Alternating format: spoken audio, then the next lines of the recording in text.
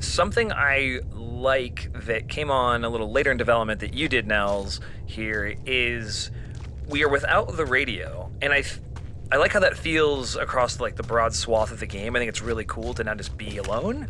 But there are these sort of reflexive Henry comments to himself based on things you're looking at, and the way those are tuned throughout here are really nice. Player, I don't know if you've seen this, but when you're walking sort of in the upper level of the cave, you can look down and to the right, and you can see Brian Goodwin's shoe. And when you sort of like zoom in on that, Henry will just call out to someone if is someone down there, is someone in the cave. And Nels sort of like concocted that and put them all in the game, and we wrote some lines that worked for it, and they're not all over the place, but I really like the way it made the cave feel.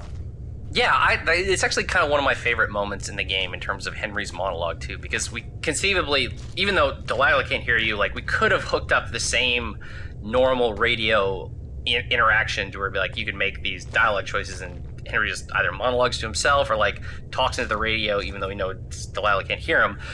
But I don't remember. I might just like tried it on a whim. Maybe someone suggested it. I don't exactly remember. But just having those play automatically when you've been looking at a specific object or area of the cave for like anywhere between like half a second to 2 seconds, and then those kind of monologue moments show up, or when you perform a specific action like zooming, it feels very natural in a way that like little kind of auto monologue lines in games often don't. There's like a couple in the upper level of the cave and then a couple more down near the bottom when you actually find Brian's body.